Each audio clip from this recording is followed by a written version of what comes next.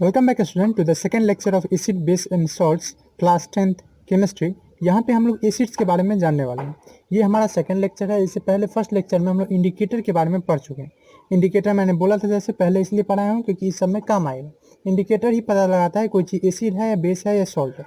तो इस लेक्चर में हम लोग क्या करेंगे, इस लेक्चर में हम लोग पहले जानेंगे कि एसिड जो है वो कैसे आया, ठीक है, वर्ल्ड में एसिड या बेस या सॉल्ट कैसे आया, उसी के बारे में थोड़ा सा। उसके बाद मैं ये भी बताऊंगा कि हम लोग हायरार्की कितने लेक्चर में एसिड्स कंप्लीट हो जाएगा, छोटे छोटे लेक्चर्स में बनाऊंगा एसिड्स पे कितने लेक्चर में हो जाएगा, ठीक है ये। और फाइनली हम लोग देखेंगे कुछ एसिड्स और उसके बेसिक कंसेप्ट यहाँ पे और डेफिनेशंस। चलिए स्टार्ट करते हैं। तो पहले समझिए, हम लोग के चारों तरफ अगर देखेंगे तो बहुत सारे मटेरियल्स हैं, हम लोग के पास बहुत सारे सब्सटेंस है चारों तरफ जिनका अपना अपना प्रॉपर्टी है, ठीक है, अपना अपना प्रॉपर्टी है सब कुछ का। कोई नमक के जैसा नमकीन लगता है, नींबू काटते हैं तो खट्टा लगता है, या अगर हम नीम का पत्ता या ऐसा कुछ खाते हैं तो वो तीता लगता है। तो अलग अलग चीज़ें हैं और भी बहुत सारा टेस्ट है ऑफकोर्स, पर हम लोग मेन जो हम लोग का जो फोकस है उस पर हम लोग ध्यान दे रहे हैं। तो इसी चीज़ का हम लोग देखिए, दुनिया में जो है मेन क्या चीज़ है, मेन एलिमेंट्स ही है और एलिमेंट्स से मिलकर कंपाउंड बनाता है। इतना बेसिक तो आपको नॉलेज होगा ही कि हमारे पास अगर बोले वैसे तो 118 एलिमेंट्स है, 118 एलिमेंट्स से ही बहुत सारे कंपाउंड बनते हैं और वही कंपाउंड जो है वो हमारे वर्ल्ड को अलग अलग मटेरियल्स के रूप में दिए हुए हैं। वही कंपाउंड अगर फिर अगर डिफरेंट रेशियो में बन जाए तो वो मिक्सर बन जाते हैं, ठीक है, इसी को ना बोलते हैं। तो यही तीन चीज़ हमारे पास। तो ये एसिड और बेस और सॉल्ट जो है ये किस पे क्लासिफिकेशन किया गया है, तो ये कंपाउंड्स का ही एक क्लासिफिकेशन है। क्या है? कंपाउंड्स का ही एक क्लासिफिकेशन। कंपाउंड्स को हम लोग बांटे हुए हैं एसिड्स, बेस एंड सॉल्ट, ठीक है, उनके एक कैरेक्टरिस्टिक्स के रूप में। ऐसा नहीं है कि कंपाउंड्स को हम एसिड बेस एंड सॉल्ट में ही बांट सकते हैं, और भी बांट सकते हैं हम कंपाउंड्स को ऑर्गेनिक, इनऑर्गेनिक, या और भी बहुत सारा तरीका है बांटने का, ठीक है। बांट सकते हैं बॉन्डिंग के हिसाब से कि वो कोवेलेंट होगा या इलेक्ट्रोवेलेंट। लेकिन अभी जो हम लोग का मेन फोकस है इस चैप्टर में वही कंपाउंड का एक एसिड बेस और सॉल्ट के बारे में। तो पहले कंपाउंड एलिमेंट का नहीं पढ़ेंगे क्या? हाँ, एलिमेंट्स के भी टाइप और क्लासिफिकेशन के बारे में पढ़ेंगे जस्ट नेक्स्ट जो हमारा चैप्टर है मेटल्स नॉन मेटल्स, उसमें हम लोग देखेंगे कि कैसे एलिमेंट्स को तीन पार्ट में बांटा गया है, metal, non metal and metalloid. तो मेनली फोकस रहेगा वो मेटल नॉन मेटल। खैर वो तो नेक्स्ट चैप्टर की बात है, यहाँ पे बात करते हैं। तो ये एसिड बेसिस एंड सॉल्ट, ये तीन चीज़ें हैं। अब इसमें एसिड्स जो है वो हम लोग के पास सबसे ज़्यादा कॉमन है। बहुत सारी चीज़ आसपास में है जो बहुत खट्टा है, नमकीन भी है ऑफकोर्स, और तीता बहुत कम है, ठीक है, तीता। अब ये टेस्ट कहाँ से पता चला? तो ऑफकोर्स आपको कोई भी एसिड्स एडिबल है यानी खाने के सब्सटेंस में है तो कोई उससे खतरा नहीं है। कम अमाउंट में जो एसिड रहता है, चाहे वो नींबू में, या आप जो ड्रिंक लेते हैं कोई चीज़ का, आप ठंडा पीते हैं, कोई कोल्ड ड्रिंक्स पीते हैं, तो उसमें कोई खतरा नहीं रहता है। उसमें भी एसिड रहता है लेकिन कोई खतरा रहता नहीं है। तो एसिड एडिबल भी होते हैं, मतलब खाने योग्य भी होते हैं। खैर हम लोग आते हैं एसिड्स पे। हम लोग का मेन फोकस रहेगा यहाँ इस लेक्चर में एसिड्स। तो एसिड्स जो है पहले समझते हैं कि ये एसिड वर्ड क्या है। तो एसिड जो है ये एक लैटिन वर्ड है, ठीक है, लैटिन वर्ड से आया है। लैटिन वर्ड क्या है? एसिडस, ठीक है, क्या है? एसिडस। एसिडस का क्या मतलब होता है? तो एसिडस का मतलब होता है सावर। अब देखिए, जब एसिड बेस सॉल्ट बन ही रहा था, ठीक है, मतलब था तो नेचर में बहुत दिन से, जब इसका पहचान हो रहा था, साइंटिस्ट सब इस पे स्टडी कर रहे थे, तो उन लोग को अलग अलग तरह का सब्सटेंसेस मिला। अब उनमें कुछ सब्सटेंसेस जो थे उनका अक्सर सॉवर सॉल्ट आता था, सॉवर टेस्ट आता था। जैसे जैसे बात करें हम लोग एप्पल्स भी अगर कच्चा रहता है तो उसमें खट्टा का स्वाद आता है, तो उन लोगों को बोला कि चलो इसको खट्टा ले दो, और ये बाद में नींबू करे, ठीक है। अगर आप इमली जानते हैं तो उसमें तो बहुत सारी चीज़ आसपास में थी जिसमें खट्टा स्वाद आता था, तो लेटिन वालों ने इसको एसिडस नाम दे दिया और फाइनली आज हम लोग उसको एसिड के रूप में पढ़ते हैं। तो ये एक लैटिन वर्ड से आया है एसिड, इसका मतलब क्या होता है? सावर, ठीक है। अब ऐसा नहीं कि आपको कोई भी एसिड दे दिया जाए, आप कुछ स्ट्रॉन्ग एसिड भी जानते होंगे, कम से कम HCl, HNO3, ठीक है, और H2SO4 हाइड्रोक्लोरिक एसिड, और HNO3 नाइट्रिक एसिड, और H2SO4, ठीक है, ये सब तो बेसिक है, ये सब तो 7 से जानते रहते हैं। HCl, ठीक है, HNO3 जिसको हम लोग नाइट्रिक एसिड बोलते हैं, और H2SO4 सल्फ्यूरिक एसिड। अब ये सब एसिड जो है ये सभी सावा होते हैं, ठीक है, लेकिन आपको टेस्ट नहीं करना किसी को। हम लोग ये वाला टेस्ट नहीं करेंगे, ठीक है, जीव वाला टेस्ट नहीं करेंगे। हम लोग टेस्ट करेंगे, जांच करेंगे, उसके लिए बहुत सारा हम लोग के पास डिवाइसेस है, ठीक है, और उसमें से एक हम लोग पढ़े भी हैं, इंडिकेटर्स का यूज करेंगे हम लोग, ठीक है, क्योंकि ये सब बहुत ज़्यादा खतरनाक है, ठीक है। ऑफकोर्स कुछ एसिड जो होते हैं वो एडिबल होते हैं, जैसे मैंने बताया, तो उनको खाने में कोई हार्म नहीं है कम अमाउंट में, ठीक। अब देखिए, हम लोग देखते हैं कि हमारे आसपास में एसिड्स कितने हैं, ठीक है, और उनके क्या क्या काम आता है वो क्या क्या काम में आते हैं हम लोग उसके बारे में भी हम लोग देखते हैं। तो कुछ एसिड है जिसको खाने में यूज करते हैं, कुछ एसिड है जिसको जैसे बेकिंग सोडा तो आप जानते होंगे, ठीक है, बेकिंग पाउडर कम से कम जिसका घर में यूज होता है पकौड़े बनाने में या कुरकुरे सबको एकदम क्रंची बनाने में उसमें। तो उसमें कैसे यूज है, कौन एसिड का यूज है, कौन चाउमीन जो आप खाते हैं या अचार में जो पिकल्स में जो खटा रहता है वो किसके कारण, ठीक है। तो उस सब के बारे में थोड़ा सा हम लोग जानेंगे, कुछ सब्सटेंस, उसमें प्रेजेंट एसिड और उसके कुछ काम। तो चलिए बात करते हैं कुछ सब्सटेंसेस की जिसमें एसिड रहता है हम लोग के आसपास। सब्सटेंस और acids present in it, acid जो इसमें प्रेजेंट रहता है, एसिड प्रेजेंट इन। तो पहला हम लोग बात करते हैं इसका, ऑरेंज का या लेमन का, ऑरेंज या लेमन, ठीक। जो ऑरेंज है या हम लोग के पास लेमन है, इसमें एक एसिड रहता है साइट्रिक एसिड, ठीक है, साइट्रिक एसिड। इस साइट्रिक एसिड को हम लोग एस्कॉर्बिक एसिड भी बोलते हैं, ठीक है। ये सब तो बचपन में पढ़े हुए, क्लास 6 में पढ़ा जाता है, ठीक है। और ये विटामिन सी का बहुत रिच सोर्सेस है, ठीक है। तो इसका यूज़ होता है जब भी विटामिन सी का हमको यूज हो तो हम आराम से ऑरेंज और लेमन खा सकते हैं। चलिए दूसरा हम लोग बात करते हैं, दूसरा हम लोग बात करते हैं किसका, ग्रेप्स का। ग्रेप्स का बात करें, ठीक है, यानी अंगूर का, या टैमारिंड की यानी इमली की। तो इस दोनों में आप देखते होंगे सबका पसंदीदा चीज़ भी है, ठीक है, इमली और अंगूर। इसमें भी एसिड रहता है, इसमें थोड़ा सा खट्टापन लगता है ना, बोले अंगूर तो मीठा लगता है पर खट्टा भी लगता है कभी कभी, और कच्चा में तो बहुत ज़्यादा खट्टा लगता है। तो ये किसके कारण, तो इसमें भी जरूर एसिड होगा। इसलिए ऑफकोर्स एसिड का डिफिनीशन मैं बताऊंगा थोड़ी देर में। अब हम लोग कुछ सब्सटेंसेस देखते हैं जो हमारे आसपास है उसमें एसिड है, जिससे आपको पता चले कि ये लिमिटेड नहीं है, बुक तक ही नहीं आपको इसको पढ़ना है एसिड बेस्ड सॉल्ट को, पर हमारे डेली लाइफ में बहुत इंपॉर्टेंट है, हमारे डेली लाइफ में बहुत ज़्यादा है एसिड बेस। तो चलिए पढ़ते हैं ग्रेप्स के बारे में। तो ग्रेप्स या टैमरिंड जो आप देख रहे हैं उसमें भी एक एसिड है, ठीक है, कौन, टार्टारिक एसिड, ठीक, टार्टारिक एसिड। इसका फार्मूला आपको नहीं देखना है, ये सब थोड़ा फार्मूला इसका कॉम्प्लेक्स होता है, ठीक है। आपको जो जो फार्मूला का यूज होगा वही मैं बताऊंगा, ठीक। जैसे साइट्रिक एसिड, टार्टारिक एसिड, ये सब कॉम्प्लेक्स फार्मूला है, वो आपको देखने नहीं जाना है। थर्ड अगर हम बात करें विनेगर, जो आपके पिकल्स में, चाउमीन्स में, सब में यूज होता है, ठीक है, प्रिजर्वेटिव के रूप में यूज होता है। तो उसमें रहता है एक एसिड, एसिटिक एसिड। इसका फार्मूला ध्यान में रख सकते हैं क्योंकि इसका यूज होगा हम लोग को, ठीक है। इसका होता है CH3COOH, ठीक है। लेकिन ये भी इतना बड़ा फार्मूला होगा, इतना बड़ा नहीं है, छोटा सा है। और ये आपके लिए खेल हो जाएगा जब आप चैप्टर नंबर 4 पढ़ेंगे, कार्बोनेट्स कंपाउंड, ये सब को याद रखना। उस टाइम में हम इस सब का भी थोड़ा सा डिस्कशन कर सकते हैं, थोड़ा सा। फोर्थ हम अगर बात करें कर्ड, ठीक है, दही, बहुत सारे को पसंद भी रहता है, बहुत सारे को पसंद नहीं भी रहता है। इसमें भी एक एसिड रहता है, कौन सा एसिड रहता है, तो अगर हम बात करते हैं कर्ड की तो उसमें लैक्टिक एसिड रहता है, ठीक है। उसमें आपको पता होगा तो उसमें कार्बोहाइड्रेट रहता है, लैक्टोज, वही लैक्टिक एसिड बना जाता है। ओके, फिफ्थ बात करते हैं। फिफ्थ नंबर टोमेटो बहुत आसपास रहता है, टोमेटो, उसमें भी एक एसिड है, कौन एसिड है, ऑक्जेलिक एसिड, ठीक, ऑक्जेलिक एसिड। चलिए आपको सब नहीं याद करना है, याद करना ही नहीं है कुछ, ठीक है, कुछ नहीं याद करना है आपको, ठीक। आपको बस देखना है, ये स्टडी करना है, आपको धीरे धीरे अपने मन में आ जाएगा कि अरे ऑरेंज है। आपको अपने ही एक चॉइस होना चाहिए, अपना एक पसंद होना चाहिए, ठीक है, अपना मन होना चाहिए कि चलो ये हमारे आसपास में है, ये खट्टा क्यों है। इसके लिए आपको एक चेष्टा होना चाहिए कि हाँ मुझे पता रहे तो अच्छी बात है, ठीक है। आपको याद नहीं करना है, रटना नहीं है, मैं इसको रटने के लिए मैं नहीं लिख रहा हूँ। ओके, अब कुछ बात कर लेते हैं रेड एंट्स की, या एंट्स जो हम लोगों को काटते हैं, चींटियाँ की, वो भी बहुत दुखता है ना, ठीक है, वो भी बहुत दुखता है, पॉइजन जैसा लगता रहता है। उसमें एसिड रहता है, कौन सा एसिड, फॉर्मिक एसिड। देखिए एसिड यानी दुखता भी है, जी हाँ, डेंजरस है एसिड। और अगर बात करें हम लोग तो एप्पल्स की बात कर सकते हैं, एप्पल में भी एक एसिड होता है, कौन सा एसिड, मैलिक एसिड, ठीक है, इसमें भी एसिड रहता है, मैलिक एसिड। और हम लोग अपने शरीर के अंदर का कुछ बात कर लेते हैं। अच्छा, उससे पहले एक बात कर लेते हैं टी का, ठीक है। टी इंडिया में तो बहुत ज़्यादा लोगों को पसंद है, टी, चाय, इसमें भी एक एसिड रहता है, टैनिक एसिड, ठीक, टैनिक एसिड। ओके, टोमेटो का भी बात हम लोग कर सकते हैं, टोमेटो को मैं बात कर लिया, सॉरी, टोमेटो को बात कर लिया मैंने। उसके बाद हम लोग बात कर सकते हैं किसका, फाइनली हम लोग एक शरीर के अंदर का गैस्ट्रिक जूस का बात कर लेते हैं। गैस्ट्रिक जूस, ये पता है ना आपको, हमारे स्टोमक से निकलता है गैस्ट्रिक जूस, और पचाना रहता है उसको, अलग अलग चीज़ों को। तो गैस्ट्रिक जूस जो है इसका काम क्या है, तो इसमें भी सॉरी एक एसिड है, कौन एसिड है, हाइड्रोक्लोरिक एसिड, हाइड्रोक्लोरिक एसिड। इसका भी आप फार्मूला देख सकते हैं, HCl, ठीक है। ओके, ये पढ़ने के बाद अगर आप चाहें तो यहाँ पे इसका यूजेज भी खोज सकते हैं, ठीक है, अलग अलग। जैसे बात करें हम लोग साइट्रिक एसिड का, तो साइट्रिक एसिड का यूज होता है, ठीक है, प्रिजर्वेटिव के रूप में। प्रिजर्वेटिव तो आप जानते हैं ना, आप फर्स्ट लेक्चर में भी पढ़ के आए हैं केमिकल रिएक्शन एंड इक्वेशन कि वो सब्सटेंस जो खाना को बर्बाद होने से, ठीक है, बचाए। ठीक, जैसे रेंसिड हो जाता है ना फूड, तो उसे बचाने के लिए हम लोग क्या करते हैं, कुछ प्रिजर्वेटिव्स डालते हैं।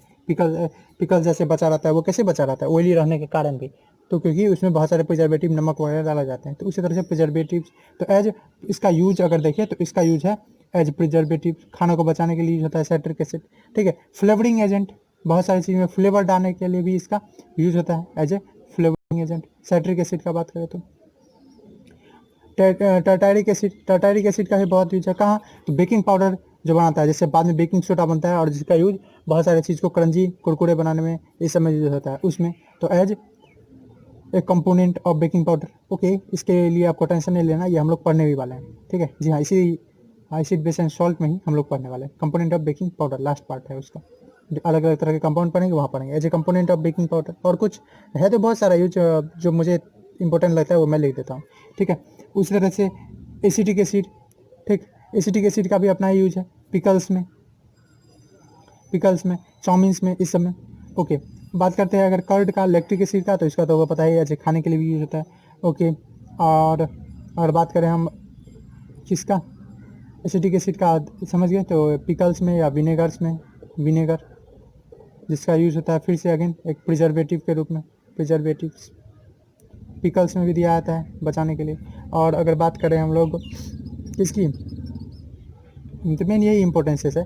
ठीक है, और भी बहुत सारे एसिड है, जैसे कुछ एसिड की बात करें HCl की, ठीक है, हाइड्रोक्लोरिक एसिड, जो अभी हम पढ़े हैं, तो इसका भी बहुत सारा यूजेज है। जैसे देख ले, कभी कोई पूछ देता है एसिड का यूजेज क्या है, या आपको भी जानने की एक दिलचस्पी होनी चाहिए कि एसिड हम लोग जो पढ़ रहे हैं और है भी हमारे आसपास, तो इसका यूज क्या है, तो वही मैं बता रहा हूँ कहाँ कहाँ यूज होता है आपको। ठीक है, आपके आँख के सामने यूज होता है। तो अगर HCl की बात करें तो ये पहला हम लोग लिख सकते हैं एज डाइजेस्टिव जूस। बायोलॉजी में तो इसके बारे में डिटेल में आप पढ़ेंगे, अभी आप इतना भी समझ सकते हैं अगर बायोलॉजी में लाइफ प्रोसेस नहीं पढ़े हैं तो खाना को पचाने के लिए यूज़ होता है अलग अलग डाइजेस्टिव जूस। ठीक है, बाथरूम क्लीन करने के लिए बहुत सारे जो क्लीनर होते हैं उसमें आप देखेंगे उसके कंपोनेंट के रूप में इंग्रेडिएंट पीछे में लिखा रहता है, तो वहाँ पे लिखा रहता है एज बाथरूम क्लीनर। ओके, और बहुत सारे चीज़ आप अगर देखे होंगे, जो प्लास्टिक रहता है आजकल बहुत सारा प्लास्टिक आ रहा है, या वायर, जो आपका वायर आता है रूम में, उस वायर में जो कवरिंग लगा रहता है, जो वायर है ना जिससे इलेक्ट्रिसिटी आ रहा है, उसमें एक कवरिंग लगा रहता है, वो कवरिंग जो जिसका रहता है वो है PVC। इससे बहुत सारे ये प्लास्टिक के रूप में है, और इसको बोलते हैं पॉलीविनाइल क्लोराइड। क्या है ये, पॉलीविनाइल क्लोराइड। ये पॉलीविनाइल क्लोराइड जो है ये भी किससे बनता है, ये भी एसिड से बनता है, देख रहे हैं, क्लोराइड। ठीक है, और विनाइल क्लोराइड जानता नहीं, उसमें भी HCl का कंपोनेंट रहता है, विनाइल क्लोराइड, पॉलीविनाइल क्लोराइड। तो इन मैन्युफैक्चरिंग मैं शॉर्टकट में लिख दूँ, चलिए लिख देता हूँ, मैन्युफैक्चरिंग PVC। ठीक है, जिससे बहुत सारा प्लास्टिक और वायरिंग यूज होता है। उसी तरह से बात करें अगर HNO3, ठीक है, नाइट्रिक एसिड का, तो नाइट्रिक एसिड ये सब बोलेंगे आप नेचर में क्यों नहीं, आप इस समय क्यों नहीं पढ़ाए, क्योंकि ये जो ऐसा एसिड है जो लैब में बनाया गया। ठीक है, कुछ एसिड होते हैं जो हम लोग का यहाँ भी बनाए जाते हैं, मतलब नेचर ही देता है, और कुछ एसिड जो होता है वो हम लोग खुद बनाते हैं, लैब में बनाते हैं। तो उस सब के बारे में तो हम लोग नेक्स्ट लेक्चर में बात करने वाले हैं, क्लासिफिकेशन ऑफ एसिड, कैसे एसिड को क्लासीफाई किया गया है अलग अलग बेसिस पे। तो HNO3 जिसको हम लोग क्या बोलते हैं, नाइट्रिक एसिड, ये दो दिन तो आपको याद होगा, HNO3, HCl और कम से कम H2SO4, ये तो याद होना ही चाहिए। ये सब तो सिंपल चीज़ है, याद क्या समझ में आ गया होगा, इतना पढ़े हैं, इतना इस पर रिएक्शन सब लिखे हैं। अब देखिए नाइट्रिक एसिड, तो इसमें हम लोग देख सकते हैं ये नाइट्रिक एसिड ही, और इसका ये कंपोनेंट जो रहता है वो रेन वाटर में रहता है, और रेन वाटर में रहता है तो उसका यूज़ किससे होता है, तो जो हम लोग अगर जानते होंगे, आप बायोलॉजी में थोड़ा भी इंटरेस्ट है तो आप जानते होंगे कि जो हम लोग है या कोई प्लांट है, एनिमल है, वो डायरेक्टली नाइट्रोजन को नहीं ले सकता है। अच्छा, नाइट्रोजन लेने का क्या काम है, तो जिस तरह से ऑक्सीजन लाइफ के लिए ज़रूरी है, तो ग्रोथ के लिए, ठीक है, किसी भी चीज़ की ग्रोथ के लिए, चाहे हम लोग की ग्रोथ के लिए या प्लांट की ग्रोथ के लिए, नाइट्रोजन जरूरी है। नाइट्रोजन प्रोटीन का एक बहुत इंपॉर्टेंट सोर्स है, और प्रोटीन से ही ग्रोथ होता है हम लोग के बॉडी का या हाइट का, किसी भी चीज़ का। ठीक है, कोई भी इंटरनल या एक्सटर्नल आप जो डेवलपमेंट देखते हैं किसी चीज़ में, वो होता है प्रोटीन के कारण, और प्रोटीन के लिए क्या चाहिए, नाइट्रोजन। तो वो नाइट्रोजन हम लोग डायरेक्टली नहीं ले सकते, तो उसके लिए आप पढ़े होंगे लेग्यूमिनस प्लांट होता है जो पल्स प्लांट, उसके रूट में एक बैक्टीरिया रहता है, राइबोसोम बैक्टीरिया, वो क्या करता है, नाइट्रोजन को देता है, या एक तरीका ये भी है। ठीक है, HNO3 जो हम लोग को एसिड रेन से आता है, या रेन वाटर हम लोग बोले रेन वाटर से आता है, तो उसमें क्या रहता है, तो उस रेन वाटर में क्या रहता है, एसिड, और वो एसिड जब किसके साथ मिल जाता है, तो वो एसिड जब सॉइल के साथ मिल जाता है तो वो नाइट्रोजन प्रोवाइड कर देता है। तो आप लिख सकते हैं plants obtain nitrogen plant obtain nitrogen. Finally जब प्लांट नाइट्रोजन ऑप्टेन कर लिया तो उससे पल्स देगा और पल्स से हम लोग का भी ग्रोथ होगा, ठीक है, उसका भी ग्रोथ होगा। Plants obtain nitrogen by HNO3 of acid, HNO3 of rain, जो रेन में रहता है एसिड, उसका यूज है, ठीक है। उसका कुछ फर्टिलाइज़र, बहुत सारे जगह फर्टिलाइज़र देखते हैं उसमें, इन मेकिंग फर्टिलाइज़र, जैसे आप देखते हैं अमोनियम नाइट्रेट लिखा रहता है ना, बहुत सारे सबसे कॉमन फर्टिलाइजर है अमोनियम नाइट्रेट, NPK, ये सब। तो अमोनियम नाइट्रेट में इसका यूज है। नाइट्रेट देख रहे हैं ना, इसमें भी नाइट्रेट है, NO3 को ही नाइट्रेट बोलते हैं, तो इसमें भी यूज होता है फर्टिलाइजर बनाने में, ठीक है। बहुत सारे एक्सप्लोसिव बनाने में, डायनामाइट बनाने में इस समय यूज होता है। अगर बात करें H2SO4, ये तो आप शायद देखे भी होंगे, और अगर आपके घर में बैटरी है या बैटरी है तो उसमें आप देखे ही होंगे कि उसमें जो डालते हैं उसमें, तो बैटरी में यूज होता है, इन स्टोरेज बैटरी, कार के भी बैटरी सब में इन स्टोरेज बैटरी। और इसका भी यूज बहुत सारा है फर्टिलाइजर्स बनाने में, इन मेकिंग फर्टिलाइजर, और इस सब का यूज हम लोग डिटेल में देखेंगे कैसे ये सब बनाने में यूज होता है, इन मेकिंग फर्टिलाइजर्स, ठीक है। फर्टिलाइजर्स बनाने में, पेंट्स बनाने में, ओके, डिटर्जेंट्स बनाने में इसका यूज है, फाइबर बनाने में यूज है, ठीक है, और भी बहुत सारी चीज़ें बनाने में यूज है। वही तरह से फॉस्फोरिक एसिड, ठीक है, वो भी एक इनऑर्गेनिक है, यानी हम लोग बनाते हैं लैब में, उसका फर्टिलाइजर डिटर्जेंट में यूज है, बहुत सारा यूजेस है। खैर इसके बारे में हम लोग देखेंगे। तभी तो मैंने आपको ओवरव्यू दे दिया कि एसिड कैसे हम लोग के लिए इंपॉर्टेंट है, कैसे हम लोग के नेचर में, हमारे अगल बगल में पाया जा रहा है, इसके बारे में मैंने आपको बता दिया। अब चलिए बात करते हैं एसिड के डिफिनीशन के बारे में कि अलग अलग डिफिनीशंस क्या है, ठीक है, और हम लोग को मेनली क्या फोकस करना है, किस पे। चलिए कुछ डिफिनीशंस के बारे में बात कर लेते हैं, ठीक है। अब देखिए डिफिनीशन सबसे बेसिक जो आप 7 से पढ़ते आए हुए हैं या उससे पहले भी अगर पढ़े हो, तो वो सबसे बेसिक डिफिनीशन ये बनता है कि वो सब्सटेंस जो सावर हो, खट्टा हो टेस्ट में, उसको हम लोग एसिड बोलते हैं। सब्सटेंस सावर इन टेस्ट, ठीक है, substance that are sour in taste are called acid, ठीक है, sour in taste called acid. जो टेस्ट में, स्वाद में खट्टा हो उसको हम लोग एसिड बोलते हैं, ठीक है, कोई इसमें गलत बात नहीं है, बोल सकते हैं, ठीक है। और रहता भी है, ऐसा है भी, आगे हम लोग देखेंगे ऐसा क्यों रहता है। H+ हर एसिड में हाइड्रोजन का एक आयन रहता है, इसलिए होता है, तो कोई बात नहीं। पर इसके साथ साथ थोड़ा सा हमको इवॉल्व करने का जरूरत है। क्लास 10th में आ गए हैं, क्लास 10 में थोड़ा सा अंतर होता है, और धीरे धीरे जो थियोरी है एसिड की जो थियोरी बनती गई वो डेवलप होती गई, ठीक है। सब डिफिनीशन में कुछ कुछ कमी आ रहा था, कुछ ऐसा था जिसको ये H+ कवर नहीं कर पा रहा था, तो उसके लिए क्या हुआ, उसके लिए इसका definition time to time change होता रहा। अलग अलग साइंटिस्ट अलग अलग रिसर्चेस करके, अलग अलग उस पर स्टडी करके एसिड का अलग अलग डिफिनीशन लिखे। हम लोग एक दो के बारे में बात करने वाले हैं। आप 11th में इसका डिटेल थोड़ा सा और देखेंगे, जहाँ पे बहुत सारे और भी साइंटिस्ट के बारे में पढ़ेंगे। अभी मैं 2 मेन जो साइंटिस्ट है उन पर फोकस करूँगा, उनके स्टेटमेंट को लूँगा कि उन्होंने क्या क्या बोला हुआ है। और उनमें पहले जो है वो है आर्रीनियस, ठीक है। आर्रीनियस एक साइंटिस्ट थे, ठीक है, या बोले केमिस्ट थे। वो बोले कि एन एसिड एक सब्सटेंस है, an acid is a substance, जैसे ये था an acid is a substance that are sour in taste. तो इस तरह से बोले an acid is a substance, एक एसिड जो है वो सब्सटेंस है जो विच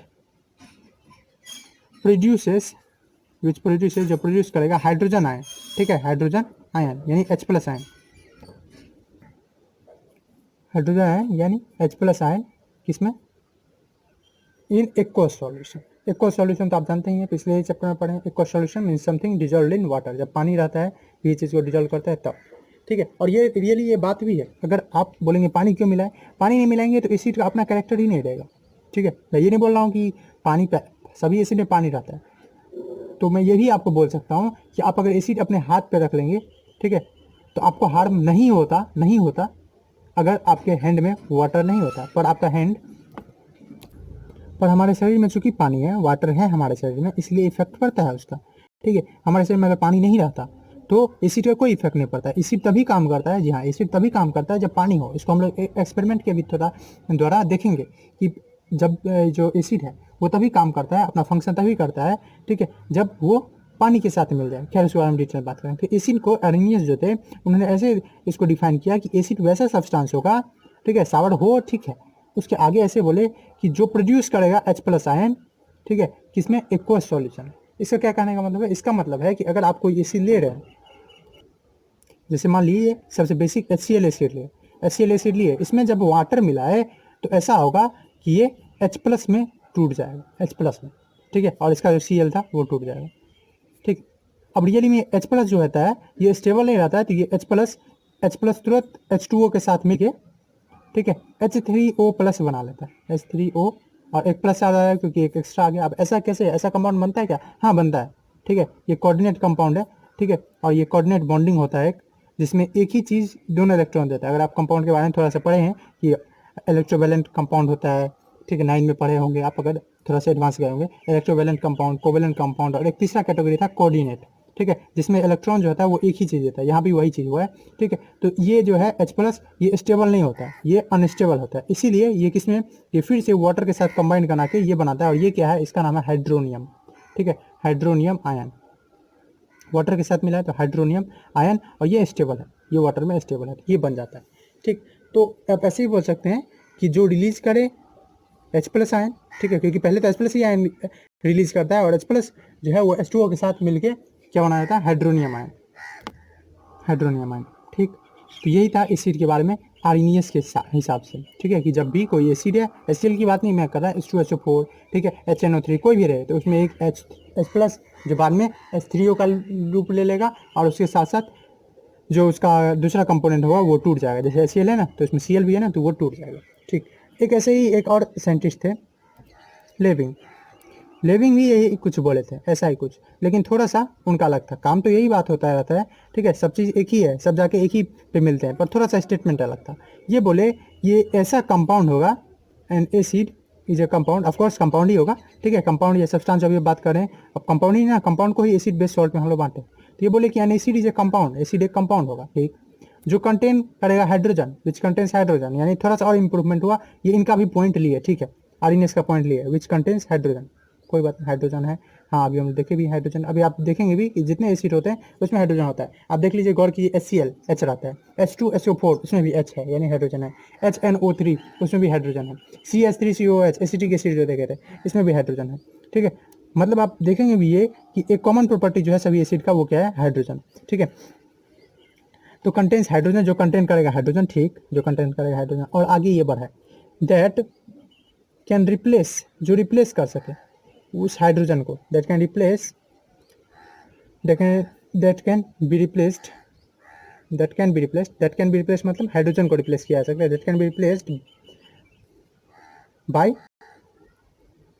मेटल और ग्रुप ऑफ एटम, और group of element, group of element acting like metal, ठीक है, एक्टिंग लाइक मेटल। इसको समझने के लिए तो आप बहुत अच्छे से समझा सकता हूँ मैं, लेकिन उसमें थोड़ा डीप कंसेप्ट जाना पड़ेगा इलेक्ट्रॉन के मूवमेंट पे। अभी आप सिंपली समझ सकते हैं कि मेटल जो होता है, प्रॉपर्टी के रूप में भी देखेंगे थर्ड लेक्चर में, कि मेटल जो होता है वो जब एसिड के साथ रिएक्ट करता है तो उसका हाइड्रोजन छीन लेता है, और यही बात ये बोले उस टाइम में, ठीक है, ये बहुत पुरानी बात है, और ये अगर आप देखेंगे 1838 की बात है, और इसका डेवलपमेंट केमिस्ट्री का ही वैसे डेवलपमेंट पिछले 1 सेंचुरी में हुआ है ज़्यादा, ठीक है, कुछ डिकेड्स पहले हुआ है, ठीक, लेकिन ये 1838 की बात है, तो उस टाइम के हिसाब से ये बहुत बड़ी अचीवमेंट थी कि group of atom, group of element acting like metal. अब group of element acting like metal का क्या मतलब है, ठीक है, मतलब है कि मेटल ही किसी दूसरे के साथ, जैसे ऑक्सीजन के साथ कंबाइन करके मेटलिक ऑक्साइड बन जाए, ठीक है, उस तरह का करने का मतलब, ठीक है, कि मेटल ही किसी दूसरी चीज़ के साथ मिलकर, और फिर भी उसका बिहेवियर जो है मेटल का, मेटल का बिहेवियर क्या रहता है, सिंपल समझिए, मेटल का बिहेवियर रहता है कि वो इलेक्ट्रॉन को रिलीज करता है। तो अगर मेटल किसी और के साथ मिलकर भी ऐसा है कि इलेक्ट्रॉन अभी भी रिलीज कर सकता है, तो उसी को मेटल लाइक बोलेंगे, ठीक है, कि वो मेटल के जैसे कर रहा है। बहुत सारे एग्जांपल हो सकते हैं, अभी हम लोग मेन फोकस करेंगे, क्योंकि अभी इंट्रोडक्टरी लेक्चर है तो इतना ज़्यादा मैं जाऊँगा नहीं। एग्जांपल के लिए HCl है, ठीक है, हाँ HCl है, इसमें मैं अगर सोडियम दे दूँ, ठीक है, सोडियम दे दूँ, ये क्यों कर रहे हैं आप, यही तो बोला है कि एसिड एक कंपाउंड है जो कंटेन करे हाइड्रोजन, हाँ ये ठीक है, हाइड्रोजन है इसमें, ठीक है, दैट कैन बी रिप्लेस्ड, जिसको इस हाइड्रोजन जो है इसको रिप्लेस कर लेगा, कौन, बाय अ मेटल और a group of element acting like metal. तो यहाँ एक मेटल है, सोडियम एक मेटल है, वेल नोन मेटल है, तो इससे जो बनता है वो बनता है Na, और इस Cl को ले लेता है और उसके साथ H+ रिलीज हो जाता है। ये नहीं बोला था, क्या बोला था कि मेटल जो है वो रिप्लेस कर देगा किसको, हाइड्रोजन को, यही तो हुआ, Na कहाँ गया, H के जगह, Na जो है वो H को रिप्लेस कर दिया, हटा दिया, ठीक, ओके। यहाँ पे रिप्लेस जरूरी नहीं है कि हमेशा कंप्लीट हो, रिप्लेस्ड हो सकता है पार्शियली भी, ठीक है, रिप्लेस पार्शियली और होली, कंप्लीटली। इसका क्या कहने का मतलब है, तो देखिए किसी किसी एसिड में मोर देन 1 हाइड्रोजन रहते हैं। एग्जांपल के लिए मैं आपको बता दूं, चलिए नेक्स्ट क्वेश्चन चलते हैं और देखते हैं एग्जांपल, एक ऐसा एसिड जिसमें मोर देन 1 हाइड्रोजन हो, जैसे H2SO4, तो उसमें मोर देन 1 हाइड्रोजन है, तो उसका कंप्लीट भी और पार्शियल, पार्शियल मतलब थोड़ा, ठीक है, कम भी हो सकता है क्या चीज़, हाइड्रोजन का रिप्लेसमेंट, जो डिस्प्लेस कर देता है, ये सोडियम इसका जगह ले लिया, हाइड्रोजन को इसको रिप्लेस कर दिया, हटा दिया, वही चीज़, चलिए पढ़ते हैं। तो देखिए जैसे हम लोग बात करें H2SO4 की, ठीक है, H2SO4 ये भी एक एसिड है, वेल नोन एसिड है। नाम क्या है इसका? नाम है इसका सल्फ्यूरिक एसिड, सल्फ्यूरिक एसिड। अभी सल्फ्यूरिक एसिड की बात करें तो यहाँ आपको कितना हाइड्रोजन दिख रहा है? तो यहाँ पे हमको 2 हाइड्रोजन एटम दिख रहा है, 2 hydrogen atom in this compound या इन दिस मॉलिक्यूल, दिख रहा है आप? हाँ।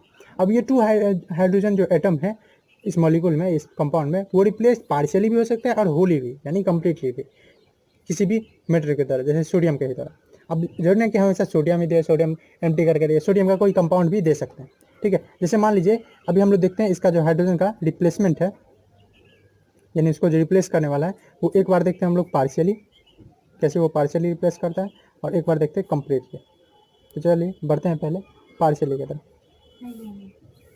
तो पार्शियली में अगर हम H2SO4 तो मान लीजिए कि सोडियम के साथ रिएक्ट करा रहे हैं और ये पार्शियली दे रहे हैं, ठीक। आप सोडियम या सोडियम का कुछ मेटल भी ले सकते हैं, जैसे मान लीजिए मैंने लिया सोडियम हाइड्रोजन सल्फेट, ठीक है, आपको बड़ा लगा तो सोडियम सल्फेट भी ले सकते हैं, ये कुछ भी सोडियम का कोई कंपाउंड, सोडियम का कार्बोनेट भी ले सकते हैं या कुछ ले सकते हैं।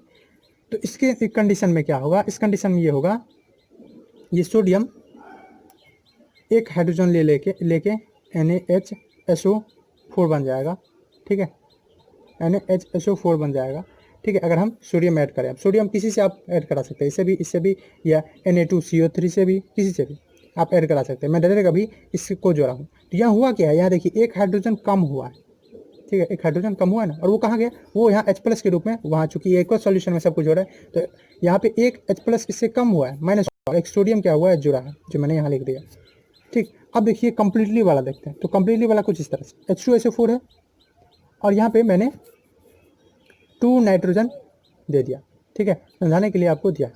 तो उसका हिसाब से अब दोनों हाइड्रोजन को रिप्लेस करने का कैपेसिटी है, ठीक है। दोनों हाइड्रोजन को रिप्लेस करने के लिए, 2 हाइड्रोजन को रिप्लेस करने के लिए कितना सोडियम चाहिए? 2, और अभी इसके पास दोनों सोडियम है, तो अभी ये क्या कर देगा? अभी ये बना देगा Na2SO4 सोडियम सल्फेट। ये सोडियम, इसको क्या बोलेंगे? Sodium hydrogen sulphate. क्या बोलेंगे? Sodium hydrogen sulphate. ये कब बना है? जब एक ही हाइड्रोजन जो है वो रिप्लेस किया गया है किसके द्वारा? सोडियम के द्वारा। अगर दोनों रिप्लेस कर गया तो ये क्या बना है? Sodium sulphate. और ये सब 9 से ही पढ़े हुए, सोडियम सल्फेट नाम देना तो आपको आता ही होगा, सल्फेट, ठीक। तो देखिए आप पार्शियली भी हो सकता है, कंप्लीटली भी, ओके। अब एक्टिंग लाइक मेटल, इसका क्या मतलब है? तो एक्टिंग लाइक मेटल लिखा होता है ना, group of element acting like metal. Acting like metal मतलब ये मेटल के साथ कंबाइन तो कर जाए, या मेटल ही या कोई दूसरा चीज़ कंबाइन कर जाए, ठीक है, और उसके बाद भी उसका बिहेवियर क्या रहे?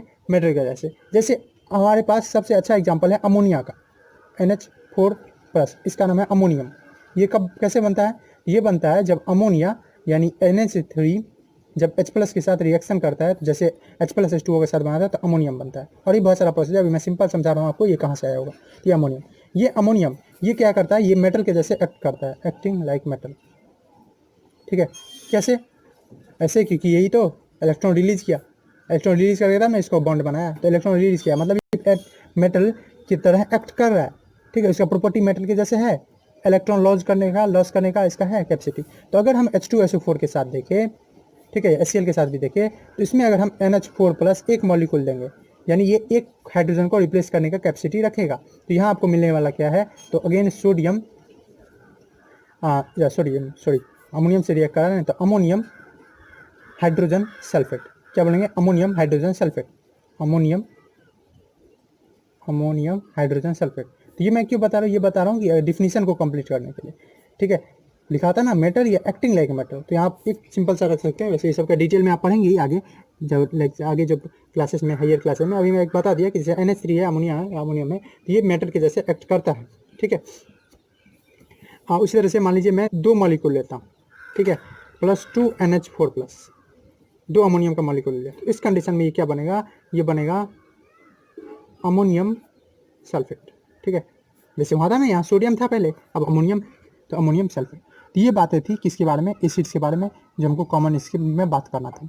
अभी तक फिर से अगर मैं एक समराइज कर दूँ तो मैंने बताया कि एसिड जो होता है वो सिंपली एक कंपाउंड है, एक सब्सटेंस है जो सॉवर इंटरेस्ट होता है। सबसे इजी डिफिनीशन आप बोल सकते हैं कि आर्हेनियस के हिसाब से या एसिड का ऐसा भी डिफिनीशन लिख सकते हैं कि एसिड एक कंपाउंड है, एक सब्सटेंस है जो जिसमें हाइड्रोजन रहता है, ठीक है। आप इसको एक स्टेप और बढ़ा सकते हैं कि जिसमें हाइड्रोजन हो और वो हाइड्रोजन रिप्लेस कर दिया है किसी मेटल के द्वारा या ग्रुप ऑफ एलिमेंट जो मेटल के द्वारा एक्ट करे, मेटल के जैसे एक्ट करे, तो वो चीज़ हो जाता है क्या, तो वो चीज़ हो जाता है एसिड्स। ठीक है, तो अभी तक हम लोग इतना समझ गए। ठीक है, मैंने उसको थोड़ा केमिकल रिएक्शन से भी क्या कर दिया, थोड़ा सा उसको सपोर्ट कर दिया। तो मुझे उम्मीद है आपको ये लेक्चर पूरी तरह से समझ में आया होगा। थोड़ा सा आपको डिफिकल्ट लग सकता है अगर आप केमिस्ट्री में थोड़ा सा कमजोर है, ठीक है, लेकिन फिर भी मैंने सब कुछ चाहा कि अच्छे से आपको बता दिया जाए, इसलिए सब कुछ थोड़ा सा आपको कॉम्प्लेक्स लग गया होगा। तो मुझे उम्मीद है आपको अच्छे से समझ आए। अगर कोई दिक्कत हो तो आप कमेंट बॉक्स का यूज़ कीजिए, फिर कमेंट में बताइए कहाँ आपको दिक्कत आई है। मैं वहाँ पे आपको कोशिश करूँगा आपका डाउट सॉल्व करने का। और इसी तरह से देखते रहिए। आप वीडियो को लाइक कर सकते हैं, चैनल को सब्सक्राइब कर सकते हैं, अगर अच्छा लगे तो दोस्तों के साथ शेयर भी कर सकते हैं। Thanks for watching.